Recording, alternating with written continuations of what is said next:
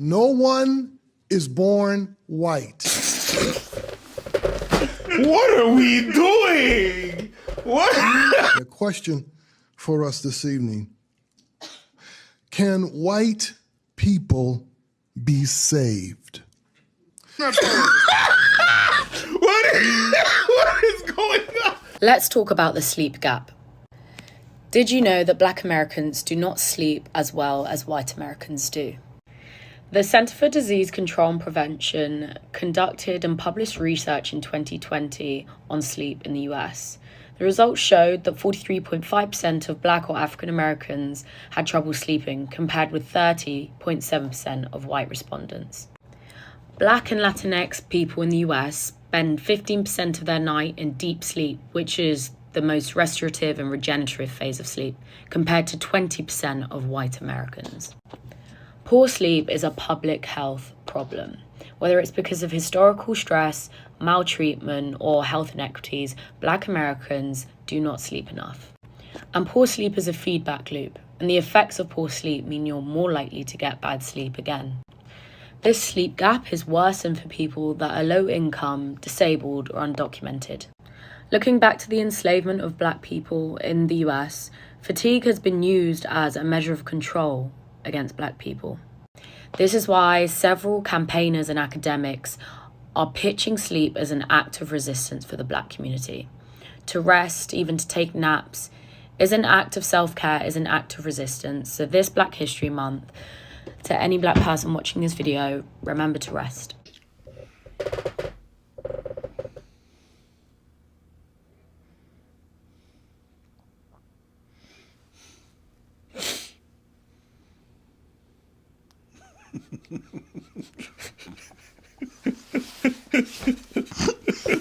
I had no idea where this is going. I had no idea. If these people didn't take themselves so seriously, they'd be the funniest motherfuckers. You know the thing is, I was really listening to her. I was too. I was like,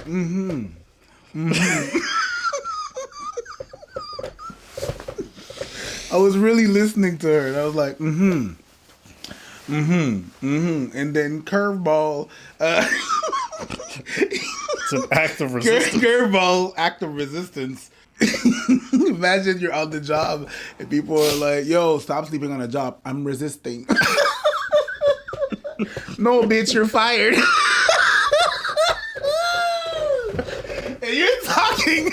You talking to someone that used to sleep on the job. When I was at Rogers, yo, fuck that. I mean, listen. I couldn't sleep well, so my shit was all fucked up. My sleeping, I was stressed. I didn't like my job. I had a hard time to sleep, so I could fall asleep anywhere. My pressure was so fucking low and stuff like that.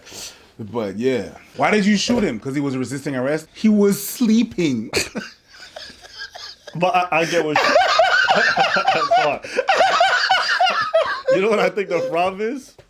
I think these people, they have to use the most extreme language. Oh, yes. To describe, it's like, yes. We're going to stop lynchings in America, and that's how we'll resist supremacy. I'm like, okay.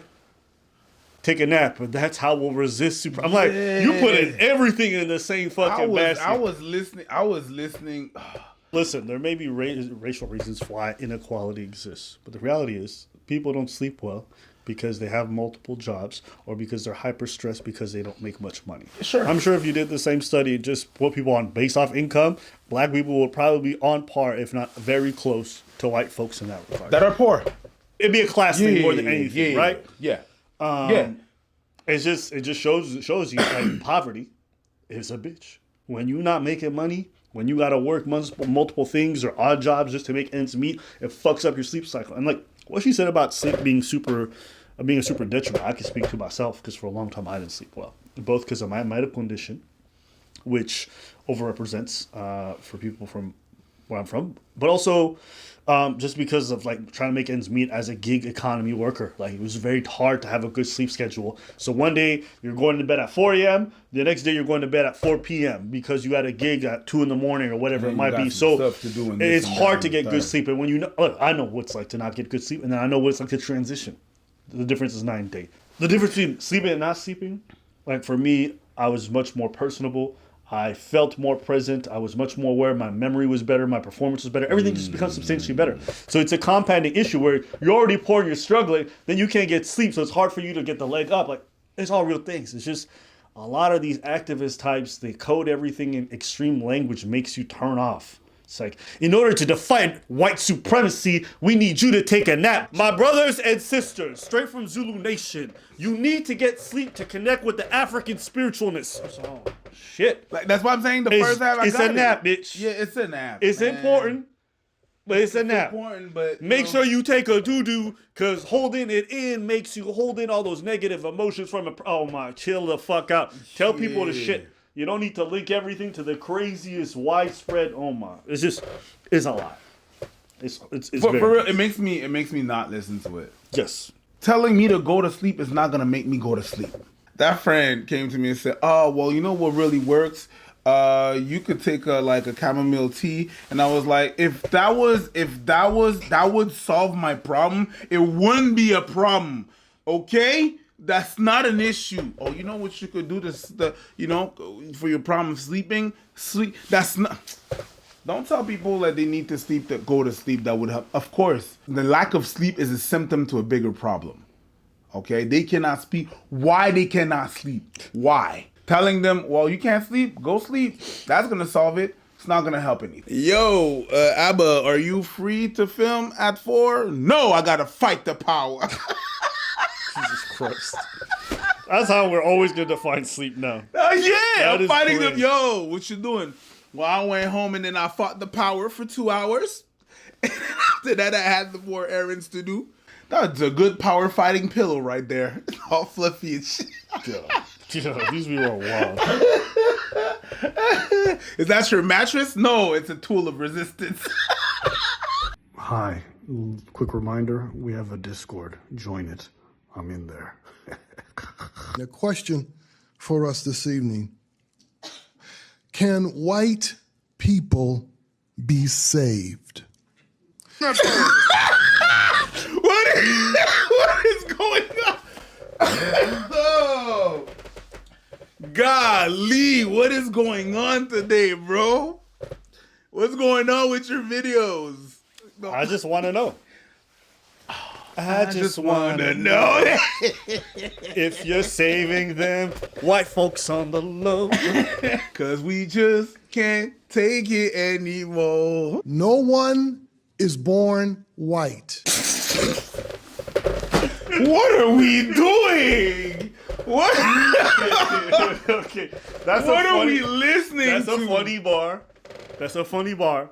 I suspect this is like a metaphorical thing. No one is born an oppressor, okay. But I think he's just trying. He's Well, being okay. First he's off, being slammed with it. No, but hold on. He's slamming the metaphors. Hold on. Put me on game. Who's this dude?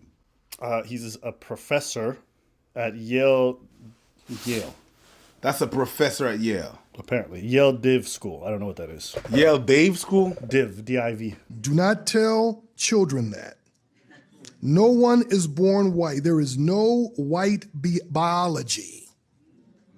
But whiteness is real. Whiteness is a working, a forming toward a maturity that destroys. Whiteness is an invitation to a form of agency and a subjectivity that imagines life progressing toward what is in fact a diseased understanding of maturity, a maturity that invites us to evaluate the entire world by how far along it is toward this goal. Yes, I want to change the geography because that is the only way. That's the only way to remove us from this vision, this trajectory toward death. And most importantly, I want to save people. That's a pastor. That's not. Did you hear what he said? No. And most importantly, I want to save people from becoming white.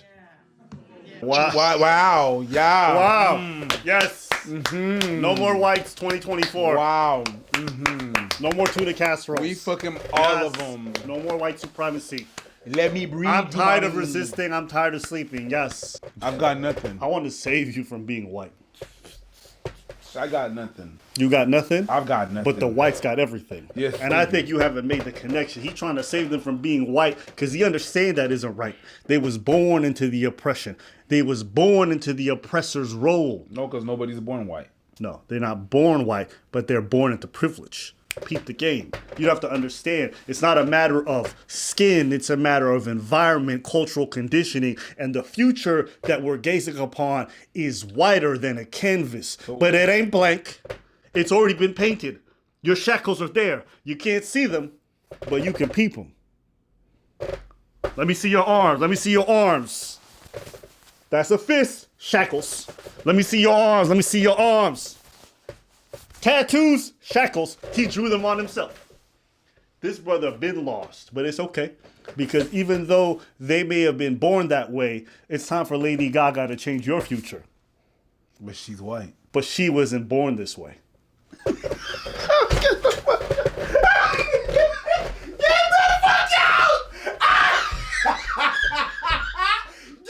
the fuck out! Take all your shit. Get the fuck out. No. Unacceptable. This is unacceptable. Oh, shit. Get the fuck out of here. Not unacceptable. It's okay. Unacceptable. Nobody has to be born this way. Unacceptable. All right, so that's it for Abba Zabba Zulu King III.